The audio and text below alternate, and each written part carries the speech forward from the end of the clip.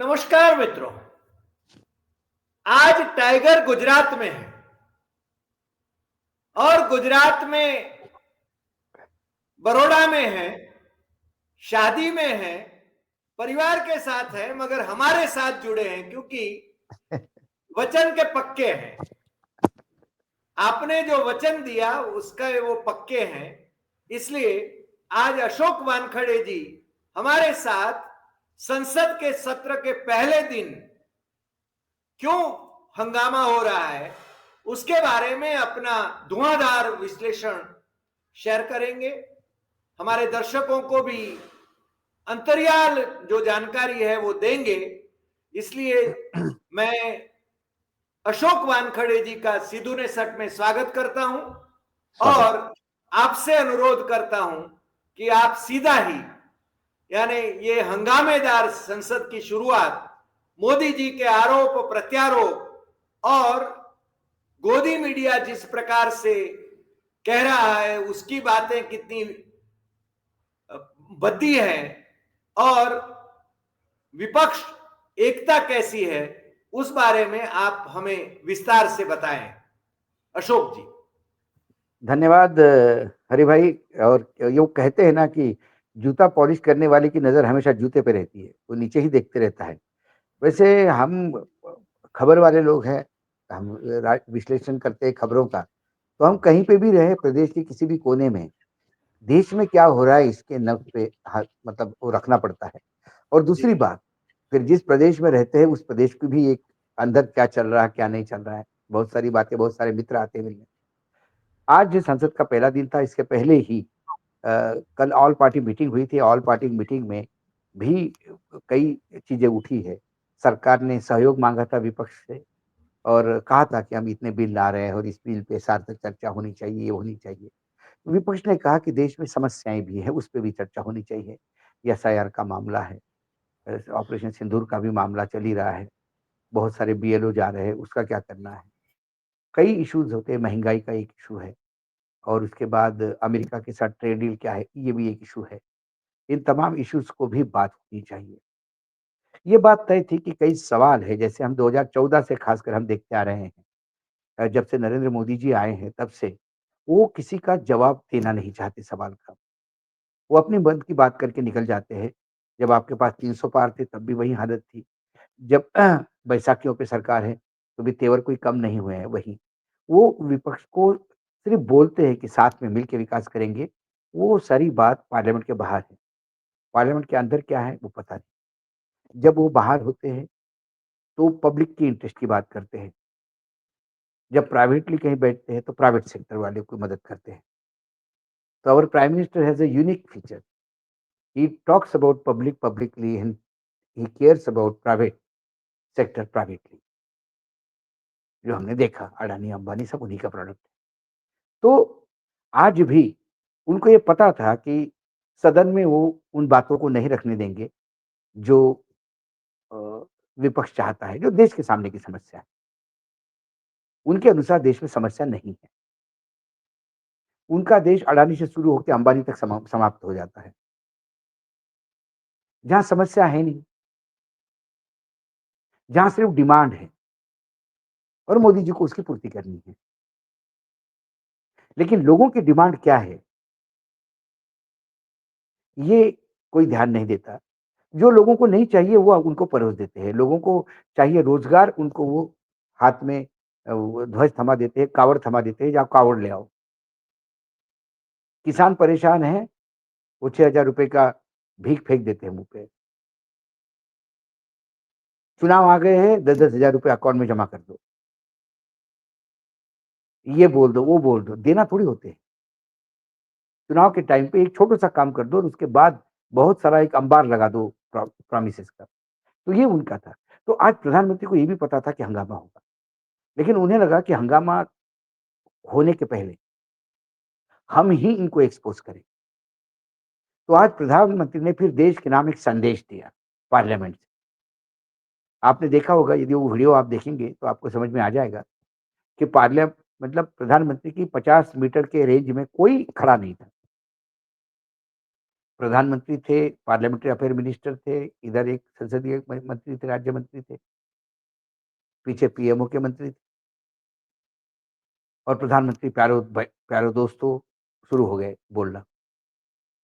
उन्होंने बहुत बातें कही, लेकिन आज मुझे फिर ये होता है कि निर्लज्जता और ढिठाई का उच्चांक हर रोज एक नया बेंचमार्क स्थापित करती है। जो उन पे पूरे 14 साल मतलब 11 साल से जो आरोप लग रहे हैं, उन्होंने पूरे आरोपों का बंडल निकाल के विपक्ष के मत में मारा। उनने कहा कि ये नारे लगाने की जगह नहीं है सदन, ये नाटक करने के लिए देश पड़ा है, सदन में नाटक मत करो। वाह वाह, ये नारों की जगह नहीं, या नीतियों की जगह होनी चाहिए। तालियां बजाओ, तालियां बजाओ। वाह, बोले आपका फ्रस्ट्रेशन है हार का, मोदी मोदी वो के आप नारे निकाल। लगे। हाँ नहीं, वो मैं बता दूं अभी। बोले ये हार का जो फ्रस्ट्रेशन है, ये आप निकाल रहे हैं। आप नारे लगाओ, जहां चुनाव हारे वहां लगाए आपने, अब जहां चुनाव हारने वाले हो वहां पे भी लगाइए। और सबसे महत्वपूर्ण, युवा सांसद जो पहली बार आए बेचारे, उनके प्रतिभा का जो लाभ देश को मिलना चाहिए था, उनको बोलने नहीं दे रहे आप। बोलने दीजिए। मैंने क्या, एक दार्शनिक भाषण था। अब यदि सदन में सरकार को जवाब पूछना नाटक है, तो कांग्रेस 60 साल सत्ता में रहती, तो तब जनसंघ और फिर बाद में भाजपा, इन्होंने क्या नाटक ही किया? क्या नरेंद्र मोदी जी के जितने पूर्वज थे, मतलब राजकीय पूर्वज राजनीति में, भाजपा में, क्या ये नाटक ही करते रहे? क्या अटल जी, अडवाणी जी, सुषमा जी, कुशाभाऊ ठाकरे जी, सिकंदर बख्त जी, ये नाटक ही करते रहे?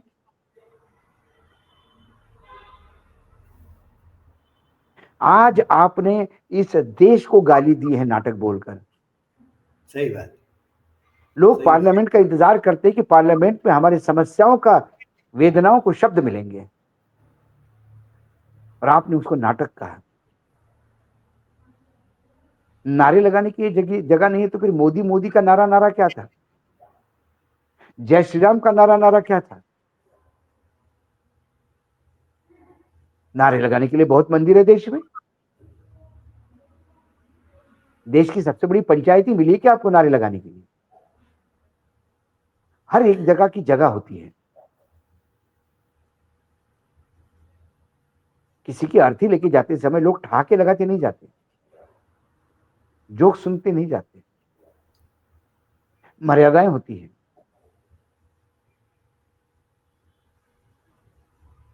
ऐसा वक्तव्य होता है इस पार्लियामेंट में, गली गली में शोर है, नरेंद्र मोदी चोर है, ये वक्तव्य हुआ।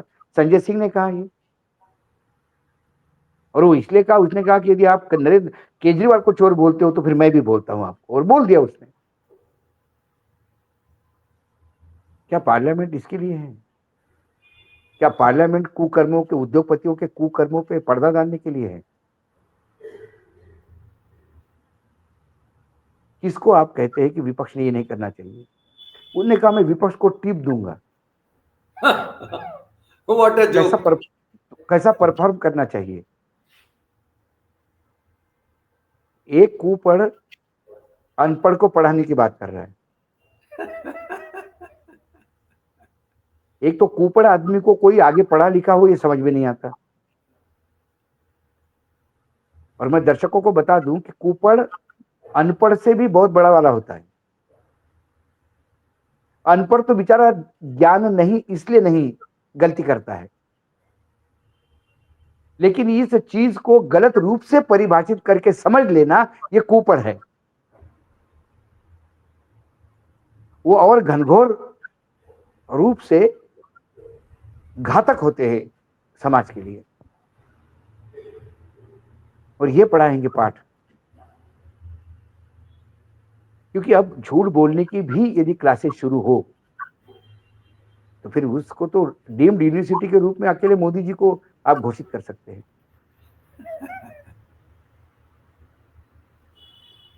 क्या विपक्ष एसआईआर के ऊपर बोलना क्या बात है? 30-30, 36-36 एमएलए, बीएलओ सॉरी, जान गंवा बैठे हैं। सही बात, सही बात। कोई कीमत नहीं है आपको। विपक्ष की हार का परचम, बोले ये हार से फ्रस्ट्रेट हो गए। आप तो 60 साल तक लगातार हारे, आप फ्रस्ट्रेट हुए? अरे दो थे ना, केवल दो ही थे। राजनीति में हार और जीत मायना रखती है जरूर, लेकिन हर जीत अगली हार की हर हार अगली नींव की जीत डालती है, और अगली हर जीत यदि आप पचा नहीं पाए तो वो हार सुनिश्चित करती है अगली बार। वाह वाह। आपको चाहिए ना, आप हमको बोलिए, हम ईडी, सीबीआई और इनकम टैक्स, ये 3 डिपार्टमेंट हरि भाई के अंडर कर दीजिए 1 महीने में, 1 महीने के लिए सिर्फ, only 30 days including holidays, 30 days. आपके पार्टी के कितने लोग छोड़ के जाएंगे, इसकी गारंटी, इसकी गिनती नहीं कर पाओगे आप, क्योंकि आपके पास भी भरमार बहुत है वॉशिंग मशीन से लाए हुए। हर राज्य में सरकार गिरेगी, लेकिन वो लोकतंत्र नहीं होगा, वो ब्लैकमेलिंग है।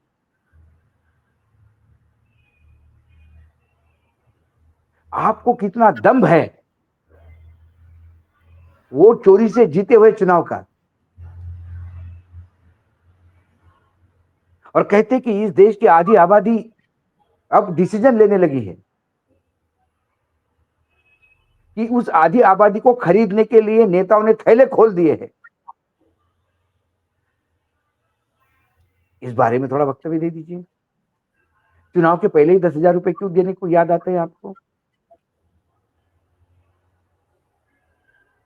आसाम में अभी चुनाव नहीं, अभी तो चुनाव नहीं है आसाम में, अभी दे दीजिए 10,000 रुपए। चुनाव के समय क्यों देते हैं? ये क्या लोग इतने मूर्ख है, समझ नहीं रहे हैं? ये मोदी जी का फ्रस्ट्रेशन था कि मुझे मालूम था कि अंदर हाउस नहीं चलेगा। उस फ्रस्ट्रेशन को जस्टिफाई करने, उसकी भड़ास निकालने के लिए उन्होंने आज देश के नाम संदेश रिलीज कर दिया। लेकिन फिर हरि भाई, अभी क्लिपिंग आपके पास नहीं है, हमने अभी एक शो किया और मैं हंस हंस के लोटपोट, मुझे पहले चलते शो में मैं खूब हंसा। आज मोदी जी ने जो कहा कि ये नए सांसदों को देश का लाभ मिलना चाहिए, आश्चर्य होगा आपको, राज्यसभा में आज 3 सांसदों की हमने क्लिप दिखाई, उनको झिलवा वर्ग क्या है ये मालूम नहीं था, और प्रश्न क्या पूछा था ये मालूम नहीं था। उन्होंने जो लिख के दिया होगा आगे, उपराष्ट्रपति उनको अंग्रेजी में बोल रहे थे कि आपने इस पे बोलना है, और वो उठ के खड़े हो गए, हम तो कहा गए, हमको नहीं बोला, हम ये कब दिया, हम तो नहीं दिया ये। फिर किसी ने उसको हिंदी में समझाया। ये राज्यसभा का वाकया है, दिल रो रहा था। हमारे संविधान निर्माताओं ने लोकसभा और राज्यसभा का निर्माण ही इसलिए किया। राज्यसभा को अपर सदन कहते हैं, बड़ा सदन कहते हैं, क्योंकि इस देश में ऐसे मेधावी लोग, ऐसे ज्ञाता जो चुनावी राजनीति में नहीं पढ़ना चाहते,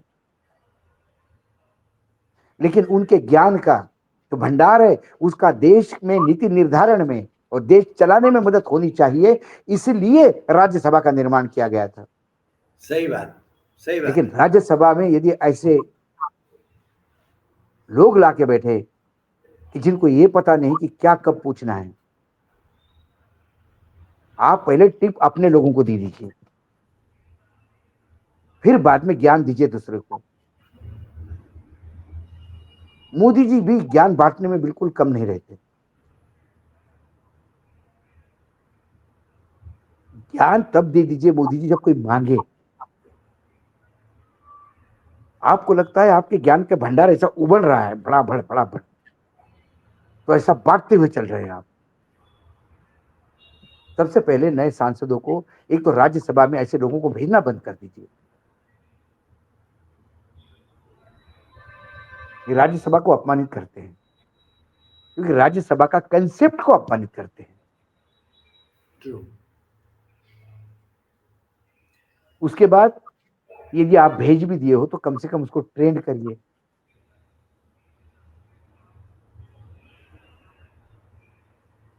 चौबीस घंटे आप मार्केटिंग मत करिए ना आपके प्रिय उद्योगपति की।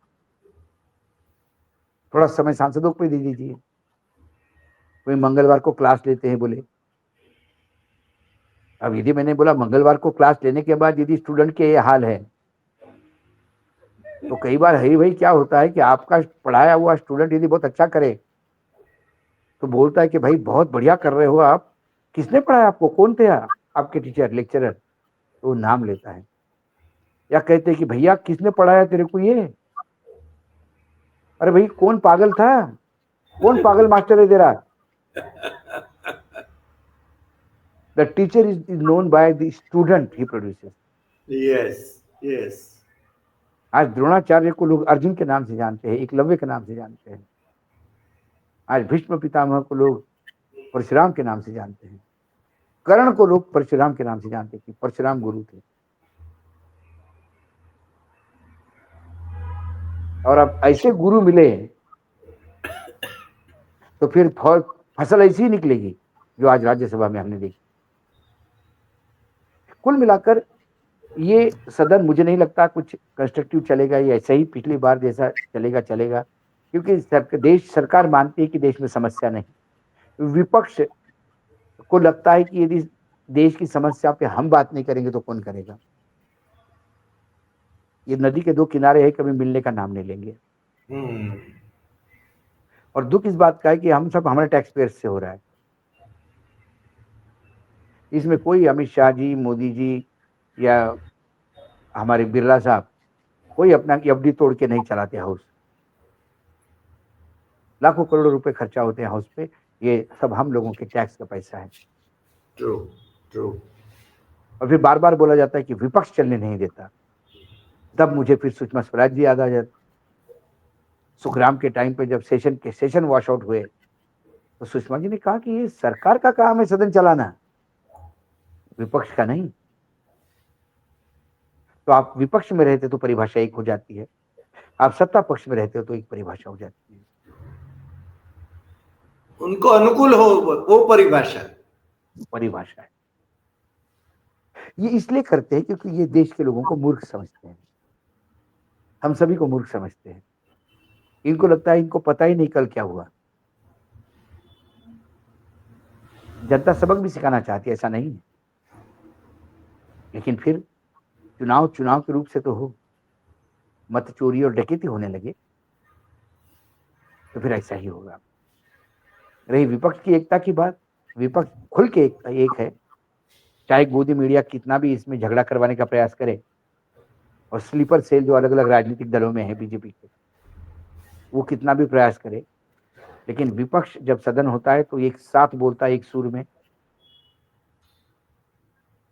तो वो विपक्ष की एकता बनी हुई है। चाहे उसमें ममता जी भी है, उसमें स्टालिन भी है, उसमें अखिलेश भी है, उसमें आरजेडी भी है, उसमें कांग्रेस भी है। खुल के साथ आज राज्यसभा में भी बहुत हंगामा। जब नए राष्ट्रपति का वेलकम करने के लिए प्रधानमंत्री जी ने खूब बड़ा भाषण दिए, सब बताए उनने कि कैसे पानी में डूबते डूबते रह गए तालाब में हमारे उपराष्ट्रपति जी, और कैसा नवा जीवन मिला उनको, एक बॉम्ब ब्लास्ट में भी बाल बाल बचे, और उन्होंने उनका इतिहास बताया। खड़गे ने भविष्य की चिंता बताई, और खड़गे ने कहा भी कि कांग्रेस की गोत्र के हैं, ये गोत्र के हैं, और उन्होंने कहा आगे कि भविष्य की चिंता, आपको भविष्य में कैसा करना हो, आपको सदन को कैसा देखना है। और फिर दुखती रग पे हाथ रख दी, प्रधानमंत्री उठ के चले गए। जब खड़गे जी ने बोला कि आपके पहले जो यहाँ बैठे थे सदन के हमारे अध्यक्ष, मुझे दुख होता है कि हम उनको फेयरवेल भी नहीं दे पाए, फिर भी विपक्ष की तरफ से मैं उनके स्वास्थ्य की अच्छी कामना करता हूं। और उसी पे बीजेपी वाले चिल्ला उठे। कुल मिलाकर सदन में जो हो रहा है ये देश को भी देखने लायक है, देखने वाली बात है। यदि ये बार बार कहते हैं या गोदी मीडिया आपको ये बताएगा कि विपक्ष चलने नहीं देना चाहता है सदन, अरे भाई नंबर किसके पास है? नहीं, सत्ता पक्ष की सत्ता में जिम्मेदारी है। सत्ता में है, सत्ता में जो होते हैं उनका काम होता है सदन को चलाना। एक फ्लोर मैनेजमेंट नाम की चीज होती है। पार्लियामेंट्री अफेयर का मिनिस्टर का काम क्या होता है? अटल जी के टाइम पे भी हमने देखा, प्रमोद महाजन जैसे लोग करते थे, हैंडल करते थे। ट्रू। कई बिल थे जिसपे बहुत चिक-चिक होती थी, लेकिन बैठ के विपक्ष के साथ मिलके काम होता था। यूपीए सरकार के दौरान मैंने देखा, जब लैंड एक्विजिशन बिल यूपीए सरकार के समय आया, तो वो बिल रूरल डेवलपमेंट मिनिस्ट्री ने प्रपोज किया था। उसकी वो जो पार्लियामेंट्री कमेटी होती है, उसकी चेयरमैन सुमित्रा जी थी, सुमित्रा महाजन, ताई हमारी। और उनके पास था ये ड्राफ्ट बनाना। 1 साल तक ड्राफ्ट बनता रहा। खूब मीटिंगें हुई। जयराम रमेश कुछ समय के लिए उसमें मंत्री थे, फिर दूसरे मंत्री आ गए। ये सब ताई को मिलने आते थे कि ताई जी जल्दी कीजिए, जल्दी कीजिए। ताई ने कहा ऐसा नहीं करूंगा मैं, सब स्टेक होल्डर से बात होगी। और जब बात हुई तो यूनानिमस बिल पास हुआ वो। बीजेपी ने भी दिया, यूपीए ने प्रेजेंट किया, बीजेपी ने साथ दिया, क्योंकि संघ ने जो पॉइंट्स दिए थे वो भी उसमें इनकॉर्पोरेट किए गए थे। तो सदन तब भी चले हैं, विपक्ष तब भी आक्रामक था, लेकिन सत्ता में समझदार लोग बैठे थे। अटल जी थे, यस। अडवाणी जी थे, प्रमोद महाजन जी थे। अब छुछुरापन की ही, मतलब जो छिछोरापन होता है उसको ही समझदारी लोग समझने लगे और उसका प्रदर्शन जोरों शोरों से करने लगे। तो फिर ये नौबत आती है कि नेता सदन विपक्ष बोल रहे राज्यसभा में तो दनादन दनादन जे चिल्ला छोड़ करके उनको सुनना मत देना। उपराष्ट्रपति को फेयरवेल नहीं दिया गया, उनको विदाई समारोह नहीं हुआ, उनका विदाई का भाषण नहीं हुआ, यही बोला उन्होंने। और उस अच्छे स्वास्थ्य की कामना की, उसमें क्या गलत बोला? लेकिन दुखती रख पे पूछ पे पैर रख दिया उन्होंने, क्योंकि उपराष्ट्रपति ने इस्तीफा दिया नहीं। उपराष्ट्रपति से इस्तीफा लिया गया। यदि उपराष्ट्रपति ने इस्तीफा दिया होता तो फेयरवेल भी होता, राइट। 2 बातें भी उनके लिए कही जाती, स्वास्थ्य की कामनाएं भी की जाती। जब आपने इस्तीफा लिया है तो फिर कौन कामना करेगा, कहां से बात करेगा, क्यों बात करेगा? और क्यों नहीं हुआ बोले तो एकदम आग लग जाती है। वो आग लगना ही, चिल्ला चोट होना ही पता पड़ता है कि इस्तीफा दिया नहीं होगा, लिया गया होगा। लिया गया। सही बात, सही बात। तो आज कुल मिला के पहला दिन था, नजर हमारी भी थी, हम भी भाषण सुन रहे थे प्रधानमंत्री जी का। थोड़ा हमने भी बोला कि टिप्स कुछ हम पे भी दे दीजिए। हमने तो कह दिया, हरि भाई की तरफ से भी हम कहते हैं कि हरि भाई को भी बुला लीजिए, हम भी आपके क्लास में बैठना चाहते हैं। लेकिन हम वो विद्यार्थी है जो नहीं समझने पे प्रश्न पूछेंगे, किताब में लिखा है इसलिए नहीं मानेंगे। हाँ, सही बात। मेरे शिक्षक की ये ड्यूटी रहेगी कि जो किताब में है वो मुझे समझाने का प्रयास करे। सही बात। तो ये प्रधानमंत्री जी को तो मैं हरि भाई की तरफ से भी रिक्वेस्ट करता हूँ, हमको भी विद्यार्थी बना लीजिए। यदि आपको लगता है कि हम बहुत ही नालायक लोग हैं, अर्बन नक्सल है, देशद्रोही है, राष्ट्रद्रोही, चाइनीज, पाकिस्तानी, जो भी कनेक्शन है, यदि हम ऐसे लोग हैं तो हमारी भी एक मास्टर साहब एक क्लास लीजिए। मंगलवार है, कल क्लास लगेगी, देखते हैं कौन सी क्लास देखते कैसे लेते हैं। कैसे लेते हैं। कुल मिला के आज प्रधानमंत्री जी ने सुबह का वक्तव्य दिया, शाम तक उस वक्तव्य का एक कॉमेडी एपिसोड बन के रहेगा। कॉमेडी एपिसोड बन के रह गया। सही बात है। आपने अशोक जी, आपने समापन करते वक्त जो कहा, कॉमेडी शो बन के ही रह जाता है और ड्रामेबाजी वो खुद करते हैं और औरों पर ड्रामेबाजी का आरोप लगाते हैं। मुश्किल तो यही है। आज आप हमारे साथ जुड़े, इसके लिए हम आपके बहुत बहुत आभारी हैं। आपने पूरा विवरण दिया दोनों सदनों का, और प्रधानमंत्री ने जो कहा उसके पीछे का राज भी आपने खोल के दे दिया। संविधान के हिसाब से और वैसे भी लोकतंत्र के हिसाब से संसद कैसे चलना चाहिए इसका भी आपने जिक्र किया और उसके उदाहरण भी दिए। और संसद चलाने की जिम्मेदारी सत्ता पक्ष की है, ये बात भी हम बहुत स्पष्ट रूप से कहते हैं। आपने वो बहुत स्पष्ट किया, इसके लिए फिर एक बार मैं आपका आभार व्यक्त करता हूं। फिर मिलते हैं नए एपिसोड में नए विषय के साथ। नमस्कार।